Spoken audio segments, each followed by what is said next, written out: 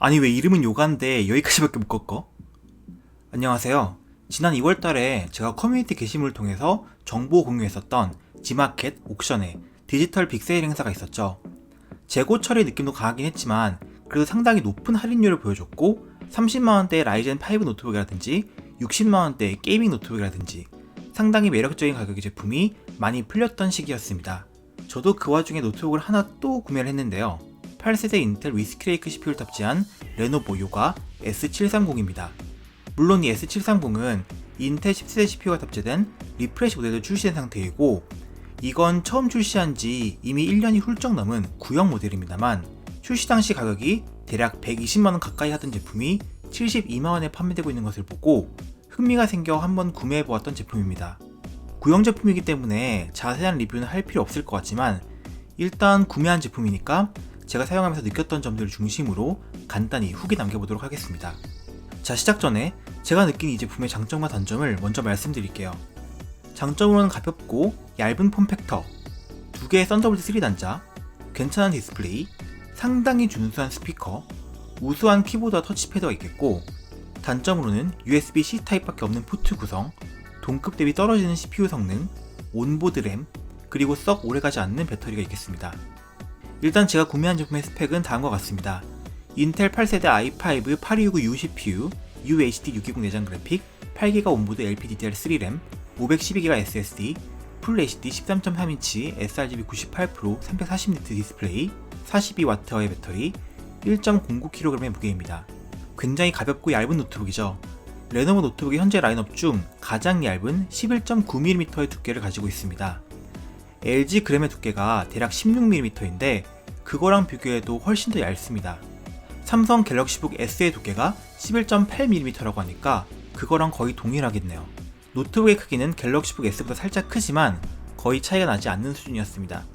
다만 두께를 이만큼 줄이다 보니까 USB-A 포트는 사라지고 3개의 USB-C 포트만 남게 되었는데요. USB-A 포트는 적어도 2020년 현재까지는 없으면 상당히 불편한 포트이기 때문에 아쉬운 부분입니다.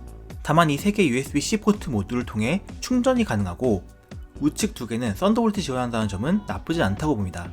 결국 몇 년 안에 울트라북들의 포트는 USB-C 포트로 일원화되지 않을까요? 1.09kg의 무게로 상당히 가벼운 편이긴 합니다만 960g의 갤럭시북 S나 999g의 LG 그램 14보다는 살짝 더 무겁습니다. 그리고 레노버 요가라는 이름을 달고 있지만 이름과 달리 화면이 360도 회전을 하는 것도 아니고 디스플레이가 터치를 지원하는 것도 아닙니다. 재작년부터 레노버가 요가라는 브랜드를 트위너 노트북뿐 아니라 프리미엄급 일반 노트북들에도 무차별적으로 사용하기 시작하면서 요가 S는 일반적인 노트북, 요가 C는 트윈원 컨버터블 노트북을 의미하게 되었죠. 다음으로 디스플레이를 보겠습니다. 100%에 가까운 sRGB 색 영역 커버리지와 300니 이상의 밝기를 가진 화면으로 상당히 만족스러운 디스플레이입니다. 다만 빛 반사가 꽤 심한 글레어 패널을 사용했다는 점이 호불호가 갈릴 수 있겠네요. 13.3인치 16:9 비율의 지루한 폼팩터를 가지고 있긴 합니다. 하단 베젤을 줄이고 16:10 비율의 디스플레이를 넣는 것이 대세가 되는 날은 언제쯤 올까요? 다음으로 스피커입니다.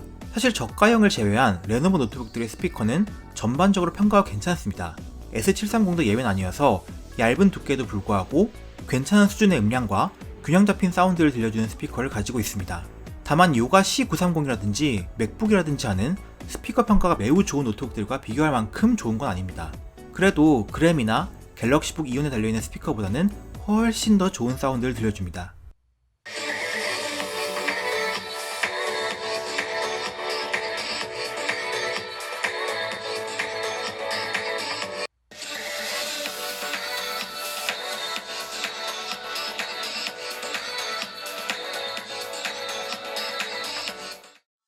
제가 이 노트북에서 가장 놀랐던 부분은 다른 게 아니라 키보드였는데요.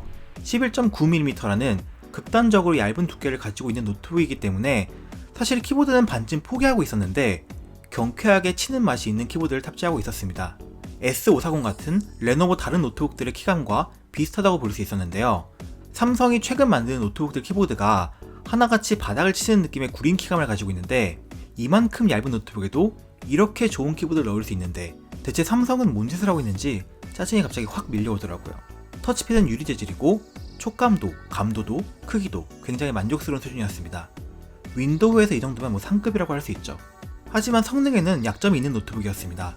노트북의 내부 구조를 보면 한 개의 쿨링팬과 히트싱크로 구성되어 있는 방열 구조를 가지고 있는데 그렇게까지 나빠 보이는 설계는 아닌데 CPU의 전력 제한이 상당히 빡세게 걸려 있더라고요.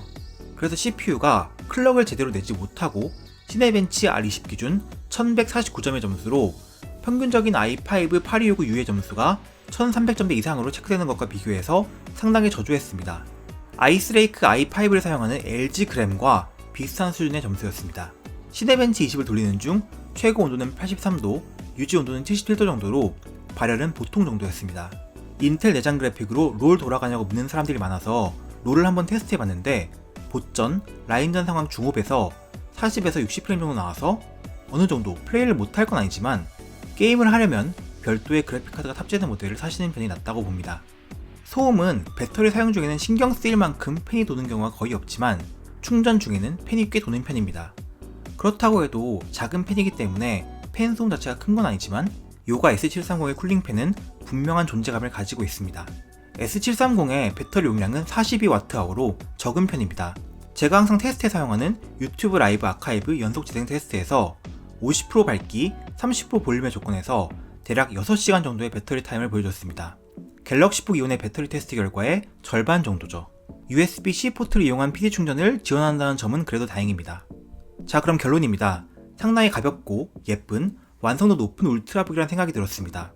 처음 출시간 싸지 않았지만 제가 구한 가격이었던 72만원을 기준으로는 가성비가 좋은 노트북이죠. 그렇다고 지금 시점에서 이걸 구매하는 걸 권하느냐 하면 그렇지는 않고요. 이제야말로 라이젠, 르누아르가 탑재된 울트라북을 기다려봐야 할 시점입니다. 이미 전파 인증까지 받은 제품들이 몇 있다곤 하는데 시국이 시국이다 보니까 언제 정식 출시를 할지는 불투명하네요. 그럼 도움이 되시길 바라며 다음에 뵐게요.